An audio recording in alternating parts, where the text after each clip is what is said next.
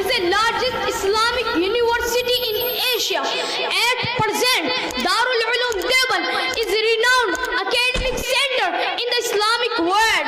It's a mother of all Islamic madrasas and institution.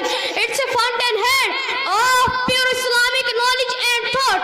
It was founded in those calamitous times and critical time when the Islamic movement, mosques, madrasas and institutions were